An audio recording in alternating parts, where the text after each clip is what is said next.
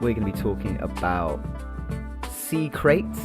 We might talk a little bit about sea snakes as well, but we're talking about snakes that live in the sea for the vast majority of their lives, and they've been doing some interesting things which maybe people wouldn't expect of snakes. I think increasingly we're expecting of snakes. We're talking about social behaviour, talking about snakes teaming up.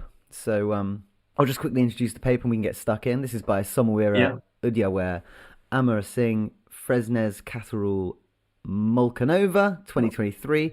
Apparent coordinated and communal hunting behaviours by Erebus sea crate, Laticorda semifasciata, published in Scientific Reports. So a little caveat in the title there, apparent behaviour. Yeah, you can't read their minds. You can't read their minds. Can't tell what's going on There's in a little those bit of secret minds. possible bit of ambiguity in the way they're behaving, but still worth writing about, I would argue. We're talking about snakes teaming up. Lots of obviously mammals team up. You and I, Ben, we teamed up this morning to make this podcast. That's true. Not such a big deal for Coordinated communication. Yeah, not such a big deal for primates. We're pretty accustomed to it. Other primates do it too. Canines will do it. Wolves will be teaming up to hunt for things. Hyenas, felines, your big cats, lions, they like teaming up. And cetaceans, obviously, whales and dolphins, they'll team up. They're clever too. They don't mention it in the paper, but I'm pretty sure sharks will also team up with like hunting in packs. You definitely see things that look like that on Nat Geo. And there was one single observational study of terrestrial snakes, so snakes that live on the land, teaming up apparently when the Cuban boas were sort of taking the position of other boas into account when they were sitting in the caves. They seemed to be creating sort of walls of snakes for the bats to have more difficulty passing by.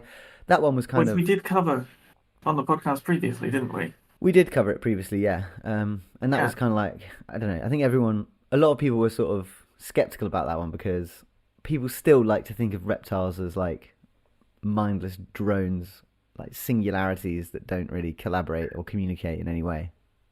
Yeah, there's a difference between like active coordination and just picking the best spot in relation to other animals that are also going after the same resource, right? That's where this sort of ambiguity comes into. Because they highlight another example, I think, in the discussion about the old Galapagos races, that wonderful footage that the BBC got with the snakes chasing down the little iguanas. And that's hard to argue that that's coordinated because it's all of them just rushing an iguana, not really teaming up and coordinating something where others will not prioritize prey capture for the sake of, I don't know, distraction, delay, or something like that. So that can make it tricky. It's the difference between everyone going for the same resource and everyone going for the same resource, but some of them planning it out or taking a different role. Yeah, they had a bunch of examples of snakes where snakes end up en masse in one place doing the same thing, right? But seemingly not teaming up. Like there was some sort of mud flat snakes that all come to low tide to eat crustaceans. There was the scrub pythons all hanging around at the bottom of like communal bird nesting areas to eat the chicks, and it's like they're all there, but they're not really, like you say, they're not necessarily teaming up. They're all just like had the same idea. They could see them more as competitors, really. Eventually, yeah. But this paper, they think they've got evidence of some teamwork by snakes, and so this paper described the supposed communal hunting behaviour of a marine snake, the Erebus sea crate, otherwise known as the Chinese sea crate, which is Laticorda semifasciata, and this was taking place in southern Lombok, Indonesia, so nice warm water, nice to go diving, and it was while diving that they saw these sea crates doing their behaviours. And this Erebus sea crate is an amphibious sea crate, so it's not a true sea snake. It doesn't spend its whole life at sea. It's one of the ones which is coming back to land, but this species actually is way more aquatic than most sea crates. Most sea crates shed on land, but apparently I think these shed at sea. So most sea crates will sort of come to the land and shed their skin and lay their eggs, and a lot of them also come to coastal sort of areas at night, like they'll sit in caves or they'll just sort of like hang around on the rocks on beaches at night because they're mostly diurnal. And you see videos of people finding these caves where the sea snakes spend the day and they just kind of like, they're all just there kind of flopping about. And sea snakes and sea crates are generally pretty docile anyway, not that you should be going around picking them up. So some quite funny videos of all these like snakes just kind of flopping about in the caves, which would be really, really cool to see. But These Erebus sea kraits, they like eating fish and they hunt them on reefs. And yeah, this is a paper where they were kind of reporting that these snakes appear to be hunting in packs. They shared some pictures of sea snakes swimming about, which, if you only saw the pictures in this paper and you had your detective hat on, you'd be like, are these snakes hunting in packs or are these just pictures of a few snakes in the same place at the same time? It's not that clear, really. Like, there's one picture, I think, where there's kind of four snakes that look like they're going in the same direction. That's the most Yes. compelling one. The others are just like, here's some sea snakes sort of milling about nearby to each other. But this isn't actually the first time that these snakes have been suggested to spend time hunting in packs. There was actually a video ages ago by BBC. The BBC filmed these very species and they put it on a Planet Earth documentary in 2009. And that footage, if you watch that, is like pretty crazy. I mean, there's like so many snakes. They're like balling up. They all seem to be sort of inquisitively exploring these rocks as a big team. And the idea is that all of these snakes, because they like to hunt small fish in reefs. So once the fish take cover in the reefs, the snakes go in and get into all the nooks and crannies. And the idea is that one snake is followed by other snakes, and they're kind of looking for fish that escape the reef because the snake's looking for them. Although they actually didn't witness that in this video. But like I say, if you watch the BBC That's one, that's the assumption, though, isn't it? That they're being flushed out of these crevices by a sort of one snake, and the others are ready to scoop up anything that actually does make a break. yeah. Yeah. And like I say, that video from BBC in 2009, like I must have seen it, but I'd completely forgotten it. But on that one, it's like a swarm of sea snakes come down. They're like all moving together and they're all going the same way. And there's like loads, there's like 20 of them. So that to me is actually a lot more compelling evidence than is presented here. Although obviously, they're taught, there's a lot of written stuff here that they've seen, and you've got to take their word for it. They're scientists. They're not fibbing. It's just that they haven't quite got the video evidence to back it Well, up. they have quite a, I mean, they meant to have 12 instances where it's filmed. Where are these films though? I don't know. I couldn't see them. No, I couldn't see them either. I couldn't find them. Yeah. But there is footage somewhere Yeah. of these ones. Okay, cool. I guess I'll just take your word for it. But anyway, we don't need it because BBC did it like 15 years ago. So yeah, it is cool, and it does appear to be snakes hunting in packs. The other thing that they'll do is group hunting, seemingly with big fish. So fish like trevally, these big, large reef fish. They seem to sort of team up with these fish. And in the BBC footage, you can see that there's like all these massive fish hanging around the sea snakes, and the big fish seem to work to scare the small fish into the reef, and then the sea snakes can kind of wiggle around in the crevices, and they can eat fish that are stuck in there that they find, but also they'll scare fish out, and there's videos of those little fish who are being scared out by the snakes, then being eaten by the larger fish, which are kind of lurking around the edge. And there Trapped was, between a snake and a fish. yeah, No exactly. longer a rock and hard place. It's Yeah, and Crate and Trevally. yeah, and this isn't the first time that a sea-dwelling snake has been suggested to spend time in packs. So way back in 2005, there was actually a paper suggesting sociality in turtle-headed sea snakes. Do you remember that one that it was Rick Shine, Professor Rick Shine, and his whole family on holiday did the study on the sea That's what it snakes? seemed like, yeah. Yeah, because it was like shine, shine, Yeah. shine, shine, shine, and shine. And they Yeah, basically yeah, just yeah. went on their holidays. They went snorkeling.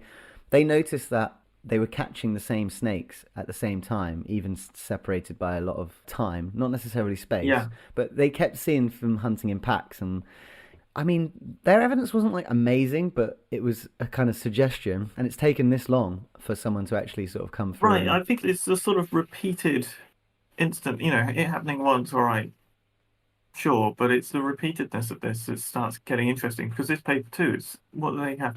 52 separate occasions that they saw snakes. How many instances did they have to sort of at least 12 different instances of this sort of communal stuff going on, right? yeah, yeah. There's quite a few. There's quite a few instances.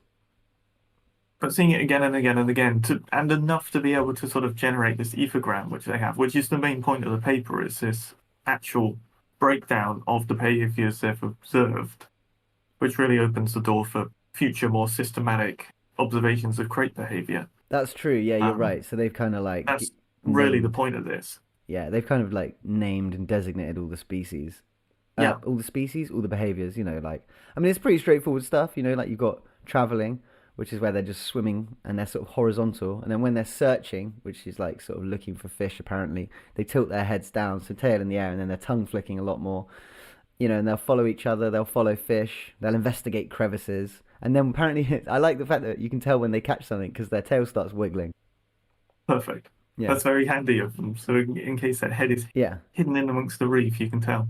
yeah. But yeah, they call it group hunting with the big fish, where the big fish scare the small fish and then the snakes can find them. Classic 1-2 punch. Apparently, the same fish will also do this with moray eels. So moray eels have been recorded doing coordinated hunting with coral groupers.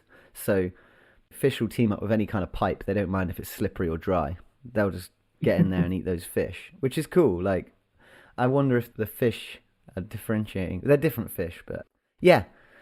Eels will team up with other fish, and snakes will apparently team up with large fish to hunt fish. So yeah, it's just a dangerous place to be a small fish. And I mean, some of these sea snakes in these videos, they just look so fat. They look like they have the easiest lives ever. They just look like somebody's overweight pet sea snake, just like blobbing around on the reef. There's like so many of them swarming around. It must be hectic to be a little fish on On these these reefs. reefs. Yeah, it must be blooming terrifying. Yeah, You but think you escape one giant fish that's about to eat you. Next thing you know, you've got a moray eel or a sea crate knocking on your door. You try and bail out of that, and you get got by another fish that's waiting outside to eat you. yeah, I'm just really looking forward to when we really get to grips with, are these packs of snakes, which, there's pretty good evidence for now, they're hunting in like groups. Are they all randomly associating, or do they have like pack mates? I reckon Squads. they have squads, right? Yeah, They must have squads. got it. Got it. So I really look forward to more stuff about this, to be honest, where you've got like, How on earth would you work that out, though? well, yeah, I mean, you'd have to do That like, would have to be experimental, wouldn't it? You'd have to have some sort of active manipulation. yeah, I mean, unless you had someone, you could do like tagging them and then just do some social networking stuff, see who they're associating with. That's true. That's true. With repeated dives, see if they're teaming up with the Yeah, same. You'd have to tag a bunch of snakes, you would, yeah, yeah. Or you could just and they're like, all underwater, and it's hard to breathe under there. yeah, but apparently they are easy to catch because they're quite slow. That's a plus. They're super venomous, but they don't really realize it. They won't really bite you that much. Sea snakes. But what would you? Caveat: don't test it You'd out. have to implant Yeah, trackers though, because you couldn't have them external. It's like yeah, the worst animal to track with an external tracker. Aquatic, so it's going to mess with the hydrodynamics of them. They're going in crevices, so it's going to get caught on stuff. yeah, And they've probably got it's wet, so things don't stick very well. It'd Shh. have to be implants. Yeah. You could do acoustic receivers though, so you could just have like stations underwater, and if it's a small reef that all these snakes inhabit, you could just If get they're like, using the same areas, yeah, yeah, you could that get might be like the way to do it. 10 stations, bada bing, bada boom. Which Yeah, one? They're triangulating the snake signal for you. You just build the. yeah. All right, let's get on it. And if you only care about association as opposed to the relative movements, you can be a lot more coarse about where you're detecting them. Yeah, really cool. So I think, I don't know about you, but I think this is compelling evidence that they're sort of moving together. Would you agree? Yes, Yeah. yes. So it'd be fair to say They do move in I herds. just they do move in herds.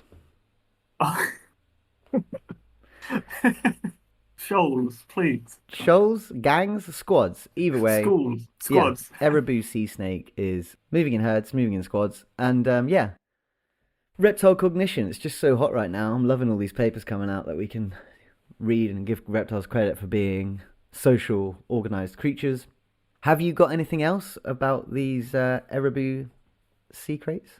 No, no, not really. I'm just looking forward to the sort of next study along that's a bit more systematic, right? Because we've had these two sort of semi-opportunistic papers, and the next one, probably some, PhD student being sent down into the water every single day to look at the same snakes day in, day out, will probably really show off that they're doing it systematically and these, get to know the snakes, individually ID them, know the leader of the squads. I Job done. think they should make the PhD student go down in one of those old-timey metal diving things. Well, they could stay down there for longer then, Yeah, right? exactly. Because if you've got the line to the, not worrying about tanks. Yeah. You can't step on this reef, you'd crush all the delicate fish homes. That's true. Yeah, that's true. That's true. Right, so we're going here from a species of snake showing some evidence of cognition working in a pack to a new species of lizard from a group which is known to be social. We've got a new alligator lizard here. So this one is by Klaus Luna Reyes, Mendoza Velazquez, Nieto Montes, Dioca, and Solano Zavaleta.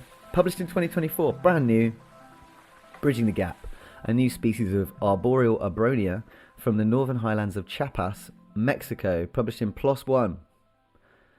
So yeah, we're in southeast Mexico. We got a new alligator lizard. This is a lizard, not an alligator, for anyone What wondering. are one of the most lizardy looking lizards?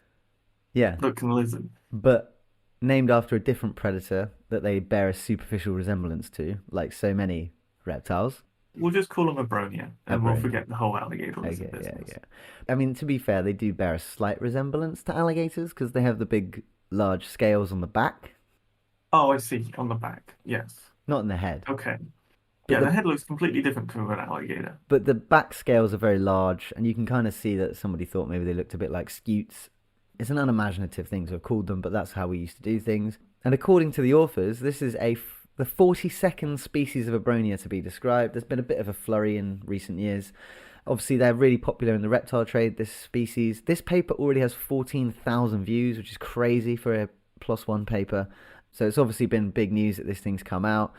And yeah, we're in Mexico, in Chiapas, in the Northern Highlands here.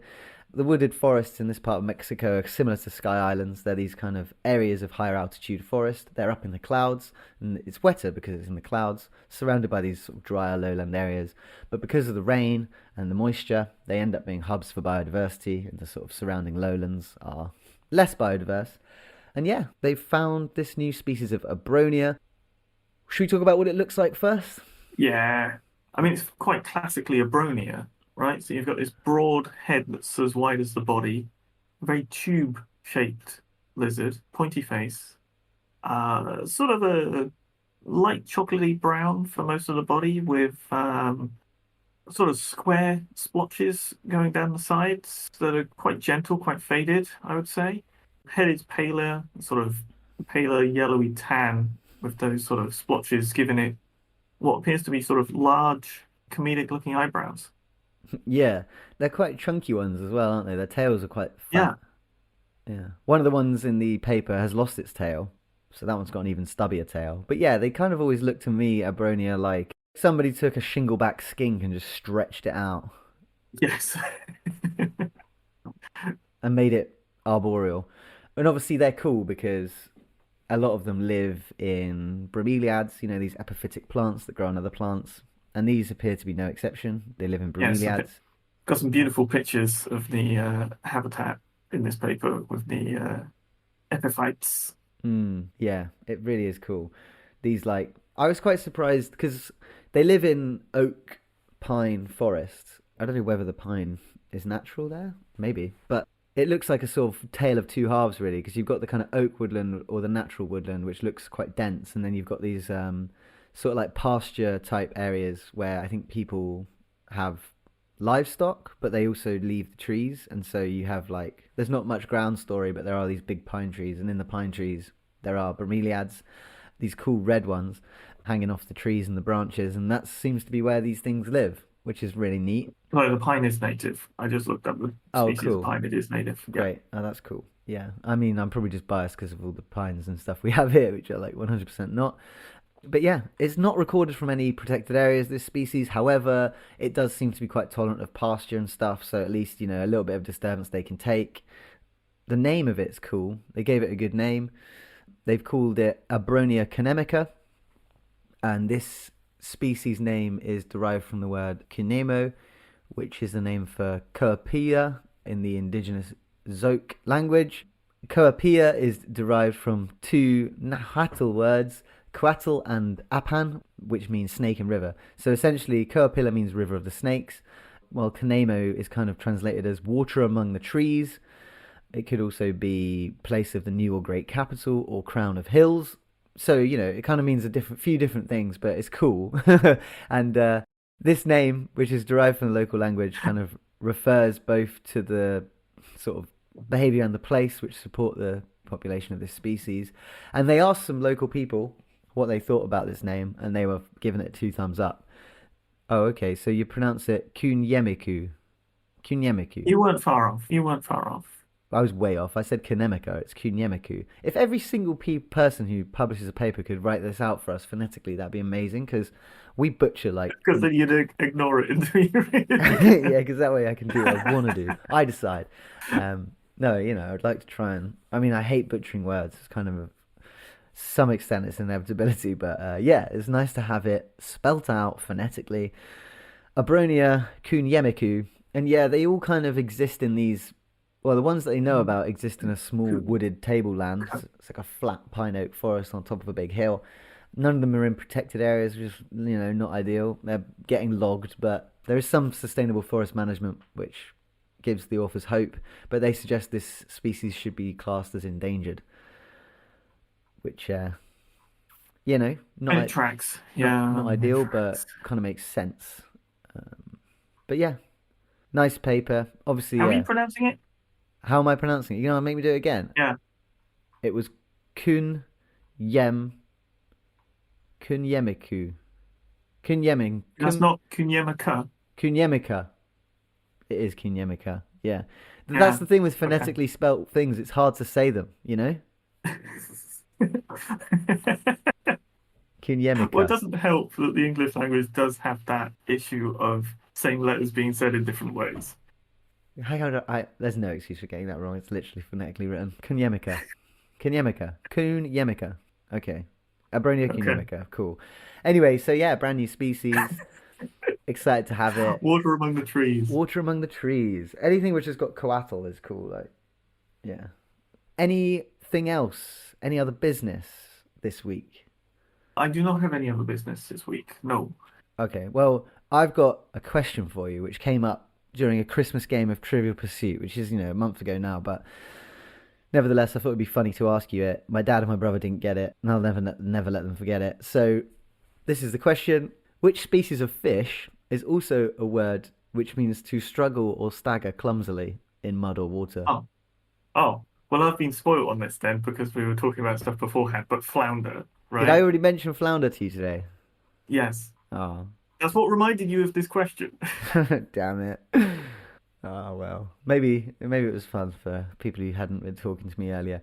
So yeah, I Apologies for ruining. no, it's okay. At least you're honest because like you could have just taken the credit because I've Absolutely not. swum around my bowl twice since that happened. All right, cool.